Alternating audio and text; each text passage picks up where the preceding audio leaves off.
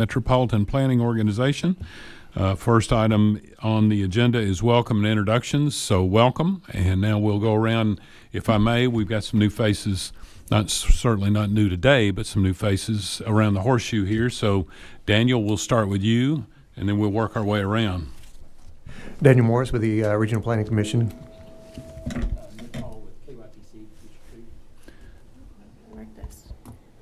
Heather Bing with TDOT OCT. Bill Shadoin representing Christian County Judge Executive Jerry Gill. Great. Wes Golden, glad to be here. Mike Ringer with Clarksville Transit. Connor Carroll, Greater Nashville Regional Council. Tom Britton, Community Development Services, representing City of Hopkinsville. Thank you very much. All right. Next item on our agenda is vote to approve the January 15, 2026 meeting minutes. I'll entertain a motion when you're ready. So moved. Thank you. Thank you for the motion and the second. Any corrections or additions to the minutes? Hearing none, seeing none. Are you ready to vote? All in favor, please say aye. Aye. Anybody wish to vote no? Any abstentions? And the minutes are adopted. Item 3 is vote to adopt Resolution 2026-04 to amend the FY26 through FY27 UPWP to change the allocation. Well, you read it there. So, Mr. Jarnick, would you please? You're recognized. Yes, sir. Thank you. So this is a vote to adopt Resolution 26-04, amending the fiscal year 2026, fiscal year 2027 Unified Planning Work Program, or the UPWP. We're changing the fiscal year 2027 allocation for the Kentucky Transportation Cabinet, KYTC, from $74,000 to $79,000 total funds.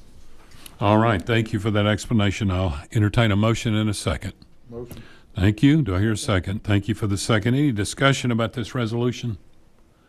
Seeing none, are you ready to vote? All in favor, please say aye. Aye. Anybody wish to oppose? Any abstentions? And the resolution is adopted.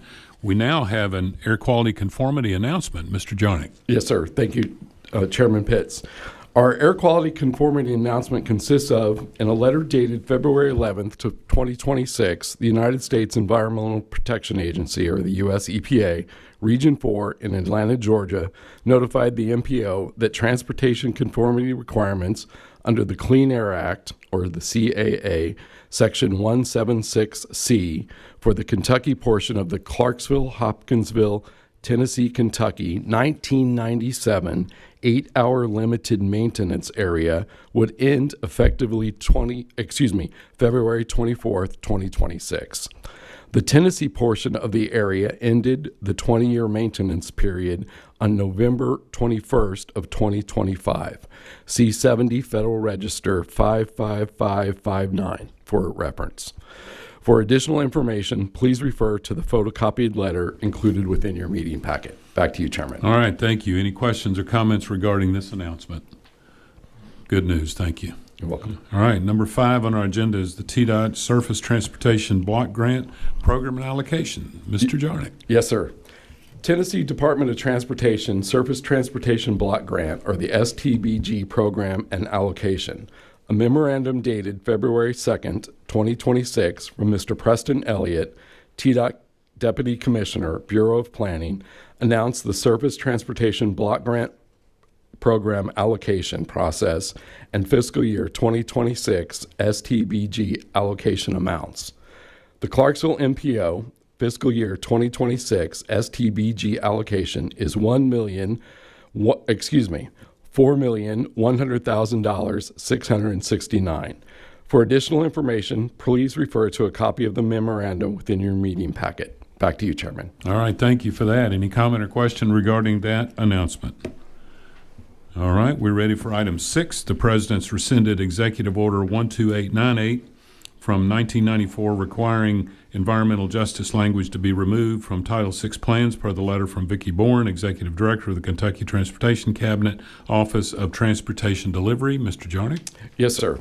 In a letter dated February 2nd, 2026, Vicki S. Bourne, Executive Director, Office of Transportation Delivery for the Kentucky Transportation Cabinet, we were notified that President Trump signed Executive Order 12898 to remove environmental justice, or EJ language from Title VI plans.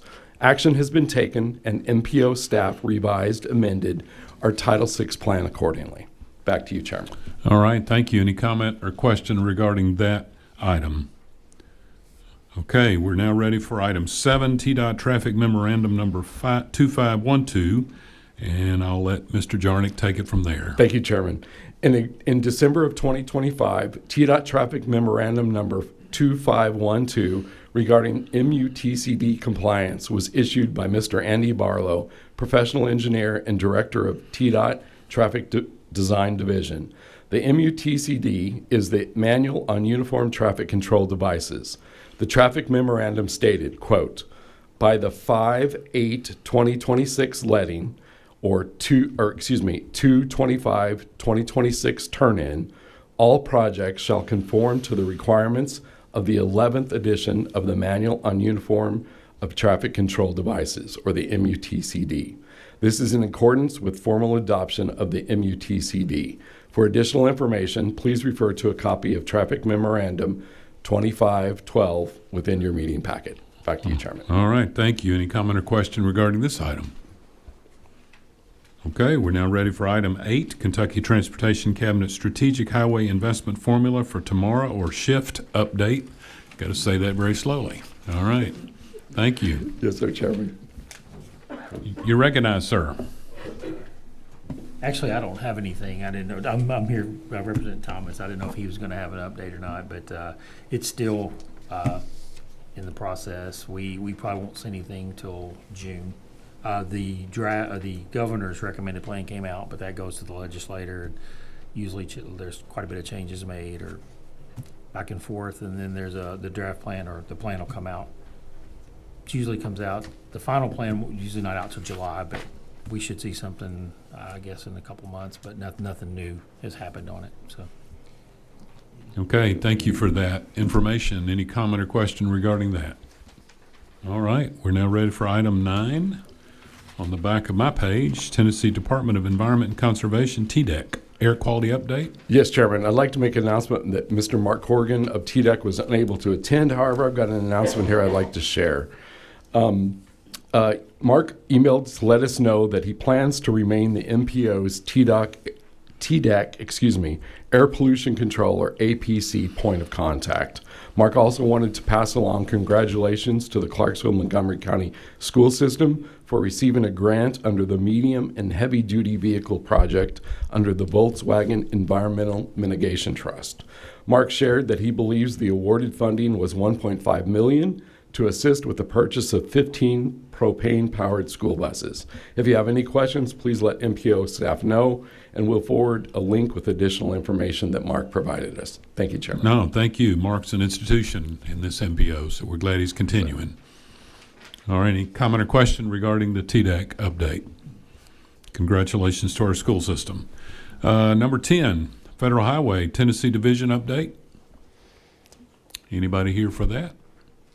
No, sir. All right. Federal Highway Kentucky Division update. Anybody from Kentucky? All right.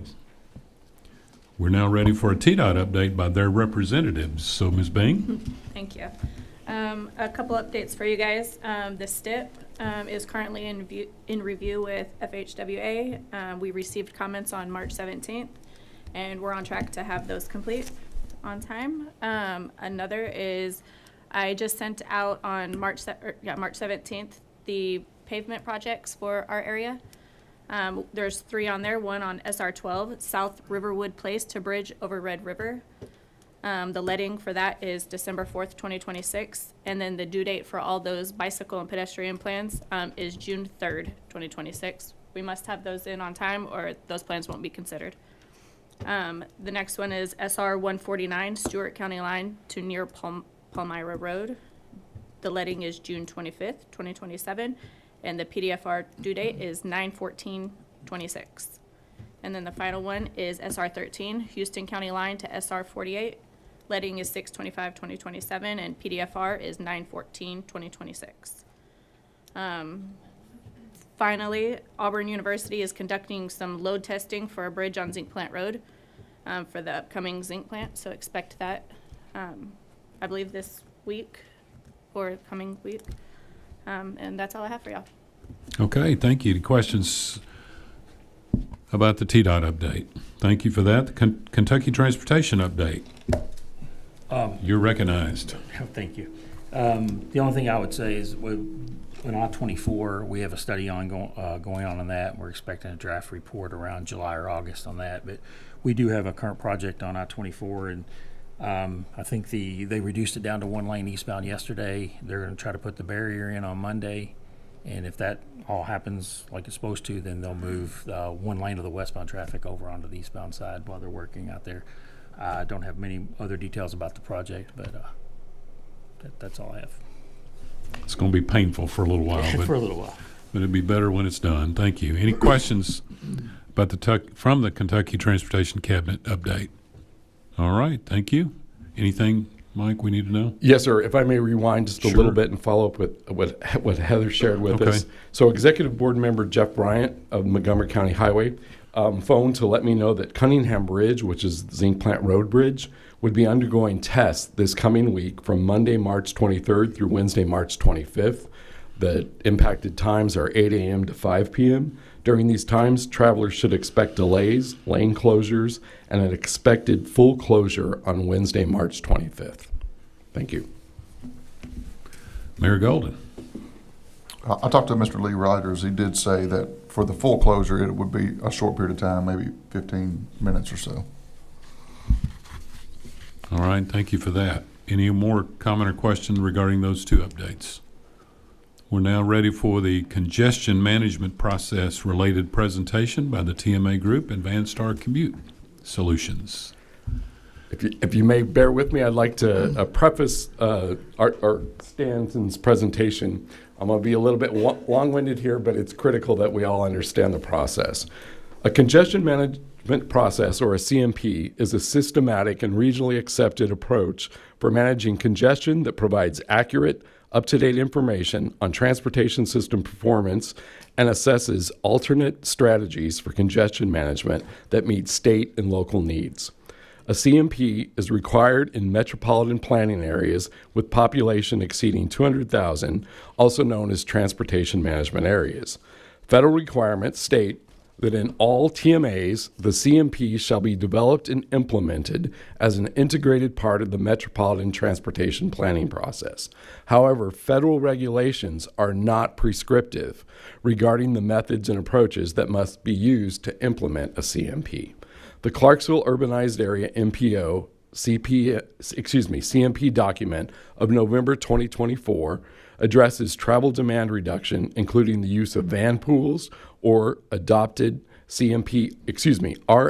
CMP document states, the transportation planning process in a TMA shall address congestion management through a process that provides for safe and effective integrated management and operation of a multimodal transportation system. Based on cooperatively developed and implemented metropolitan-wide strategies of new and existing transportation facilities for funding under Title 23 of United States Code and Title 49 of United States Code, Chapter 53, through the use of travel demand reduction, including intercity bus operators, employer-based commuting programs such as carpool programs, van pool programs, transit benefit programs, parking cash-out programs, shuttle programs, and telework programs, job access projects, and operational management strategies. To discuss alternative strategies for congestion management, I would like to introduce Mr. Stanton Higgs of the TMA Group to address congestion management approaches, strategies, and solutions. All right, you're recognized, and we welcome you. Thank you for having me, and thank you, Mike, for inviting us. We're excited to be here, and we have a really great story to tell you. So this is an easy one for me to kind of let you know what's going on in Montgomery County and in Clarksville. And we've already met with Mayor Pitts, and he's been extremely helpful and already supporting our program and moving forward. So we want to thank you for that. The what do we call it, bling that we handed out, I just want to introduce my colleague, Mark Spazerski. And he works alongside our sales team, where we basically are calling all around about 14 counties here in Middle Tennessee. What you're seeing is what he would have given away along with some of our other staff. We were yesterday down at Amazon headquarters in Nashville for kind of employee TDM and van pooling kind of introduction and trying to get more people signed up. And he left there and went straight to A.O. Smith in Ashland City and took care of the night shift. And then we're up here today, and I think we're headed to Hopkinsville after this meeting. So that's an idea of what we do. We don't just give it to, you know, important people like yourself, but the important people that are working at the employers that we go and talk to. So let me tell you real quick, what is TMA Group? TMA Group is a 501c3. We're located in Williamson County. We've been around for 37 years. We're actually the first TMA really in the Southeast, but for sure in Tennessee. We're kind of a leader in TDM, especially with our van pool program, Van Star, that we do. We really see ourselves as an extension of the governmental bodies we serve through different types of wave contracts, MOUs, and then we work with federal and state grants. I'd be those ponchos and pins we gave out, they seem like they're from us. They're really from Matt Meservy and TDOT, who helps fund some of these things for us. He's been a champion for us on the state level when it comes to our TDM programs and van pooling. So our funding is pretty simple. We do most of our operations through the fairs. We actually collect from the people using the service or from the employers that are promoting it. And then we have CMAQ grants and then also 5307 funds. So the next slide gives you an idea of what a typical Van Star van pool looks like. Almost all of them are kind of smaller minivans. We just brought some Explorers also. This is what the people are using as the vehicle. That'll be a federal state asset. So I don't know, you can raise your hand. How many knows what a van pool is? You ever heard of it? Have a pretty good idea? Go to the next slide. We'll just go over it really quick. This actually Van Star and the van pooling is TMA's longest running program that we've had. Started kind of in Williamson County, now we branch out to about 13 different counties. And it provides van pools for people to use for commute to and from work, and it can be anywhere from 4 to 12 individuals in these vehicles. It's a 1 monthly fair cost. We kind of reduced it down so it's simple for the customers. This is how much you're going to pay every month for your commute. And the easiest way to think of it, I know Mike, so I'll pick up Mike. He knows how to drive. You guys all live in the same town and you work in the same area, work at the same company. You sign up either through your employer working with us, or we do have software that you can just look for a van pool, a route that might work for you on your commute, and you can join. And then we're going to talk 2 other people maybe into driving just so we have more flexibility. But you folks will be given a van. It'll look just like that for the most part. And you're going to ride to work every day. The most interesting, different thing about it is there's no paid employees. He's going to be the driver. You're the backup when he calls out sick. And that's how you get to and from work from here on out. What they get with that fare, that on average is somewhere around $150 a month, is not only the vehicle, but the fuel. We give them a fuel card to use, and they put all their gas, and nobody's reaching in their pocket, trying to make sure they can get to work that day, which I've done myself. All the maintenance on those vehicles. We have contracts set up with dealerships. Wyatt Johnson is one that gets a tremendous amount of business from us here locally. You also get insurance. So when Mike or whoever else wants to drive that vehicle, they go through a vetting program with us. We carry $5 million, which nationally is going to be probably the highest in the van pool. It's the same kind of insurance you would have if you have a 55-passenger bus. So it's well insured. A van pool route can launch in about 2 to 4 weeks. So if we get people that are interested, or we're talking to an employer, we can put all this in place within about 2 to 4 weeks, and so they're ready to go quickly. And it's got a 65% fare box recovery rate. Going back to, we depend on the fares from the people to kind of keep it operational. So it's 3 to 4 times higher, more efficient than any other kind of rural transit or urban transit. So here's the success story. And this is the fun part for me to kind of talk about. Montgomery County just kills it compared to any other county in Middle Tennessee. Good leadership, the mayor says. Yeah, and I would agree. If you look at these numbers, and that's going to be in that handout, that's why I want you to kind of digest it a little bit more. We have 23 currently active van pool routes coming out of Clarksville currently. So that's a 120 plus daily commuters. Most people think of buses, so that's about 3 buses a day that are using this service. 60,480 annual passenger trips. You're taking 1.2 million miles off the road of the single occupancy vehicles. It's 107 cars effectively being removed.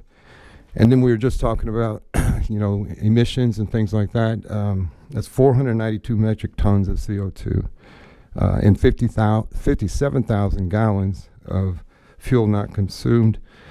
Statistically, it says for every $1 of public investment, you're generating about $15 to $20 in return. So that's significant. You might not have known that. It's because I've never come up here and told you. It's all my fault.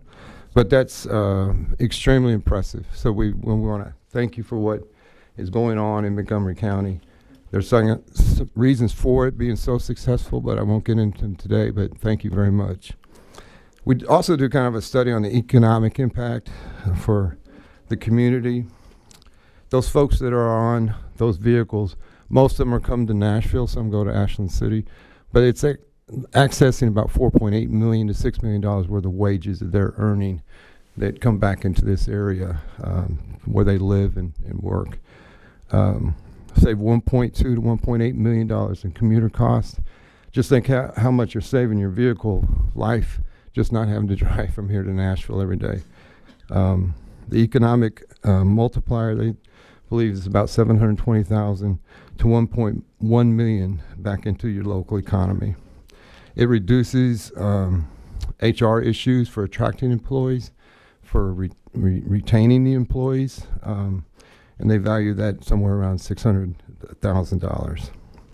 The annual savings for folks is $6,351, and that's significant, especially if you're a lower income. Folks, they're saving basically 17 to 27% of what was their transportation costs. And now they basically leave their car at home and drive these vehicles.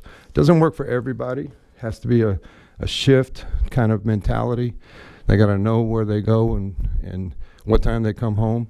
We also have a guaranteed ride home program. So if they go to some place and then something happens during the day where their child gets hurt at school or something happens, we can get them back through a guaranteed rider home with a taxi cab back to their house. They get up to 6 times a year they can do that, so they're not trapped. The last slide really is to give you, we talked about what you do in Montgomery County, but if you look at the map, it's not the prettiest map, but it's the best I can do right now. That's our footprint for VanStar across the region. So you get an idea of kind of the breadth of and the scope of what the VanStar is currently doing. Taking about 3.1 million miles off the roads, all interstate, all during the commute times, with 1.1 metric tons of CO2. And we believe it has about $8.5 million in total economic impact on our area. So that is my presentation. I rarely hand out homework because I wasn't good at it when I was in school, but I do give you that handout so that you can take it home, kind of digest some of those numbers and get an idea of the impact that your county, and all we're asking for is more friends, more connections. If we got a hurdle that we got to get over, it's working with your local employers. We're taking a lot of people out, but your employers, especially out on Industrial Boulevard, which Mark is out there all the time. We have an intern from Austin P that's working with your chamber. We really need to talk to that C-level group. It has lots of employees to get them to understand what it would take to get all their jobs filled and to do it with people that live within the county. So that's my presentation. If you have any questions, I'm happy to answer, or I'll be here afterwards. All right, thank you, Mr. Higgs. Any questions for Mr. Higgs? I want to say thank you for helping us achieve air quality conformity. Taking that many vehicles and taking that much stuff out of the air. Yeah, thank you very much. Thank you. Thanks for being here. All right. Anything else, Mr. Jarnick, about that? Yes, Chairman, I'm back. I figured. You had that look in your eye. Okay. Pass that direction. Yes, sir. Vice Chairman, pass that direction. Well, that's just a little bit of joy that crossed my email, and I, at last minute, I thought I'd print it and share it with you. But it basically says a transportation system that works for grandma works for everyone. And that's from our transportation partners within the greater United States from the State Smart Transportation Initiative. So a couple other items I'd just like to share with you. On Tuesday, February 10th, I shared information via email regarding the BASICS Act. That is United States House Resolution 7437. The Association of Metropolitan Planning Organizations throughout the United States shared this information, and I thought it was valuable to pass on as well. BASICS is an acronym that stands for Bridges and Safety Infrastructure for Community Success. So I encourage you to read up on that, please. On Monday, this past Monday, Zach, who is attending his sister's wedding, that's what Daniel's standing in for him. Thank you, Daniel. Zach emailed MPO stakeholders regarding an upcoming multimodal intermodal freight study. This is a freight study that I envision of not staying within the hard boundary of the MPO. I'm looking at what we call the metropolitan planning area, which is a larger area. It goes off to our friends and transportation partners in Hopkinsville. Thank you to everybody who has responded to Zach's email. If you have not replied, we encourage you to do so. This is also a step forward to standing up our Technical Coordinating Committee, or our TCC. So there's not going to be a lot of responsibility other than we want everybody at the table. So I'm casting a big net to get all the input that we can for that. This past Tuesday, Heather shared us information regarding the pavement resurfacing. She addressed that as well. If you have any questions, please follow up with Heather. And two last items I'd like to share with you. April is National Distracted Driving Awareness Month. That's coming up. And then on April 20th through 24th is National Work Zone Awareness Week. We encourage safe driving through our highway work zones. Thank you. Back to you, Chairman. No, that's all good information. Questions for Mr. Jarnick? Is there any other business from the board that needs to come before the MPO today before we go to public comment? All right, we are now ready for public comment. Any member of the public wish to address the board? All right, please make note. Our next meeting is Thursday, May 21st at 11 a.m. Central Standard Time. Daylight savings time, one of those. All right. It's May 21st anyway. All right. Without objection, do I hear a motion to adjourn? So moved. And a second, and we are adjourned. Thank you. See you in May.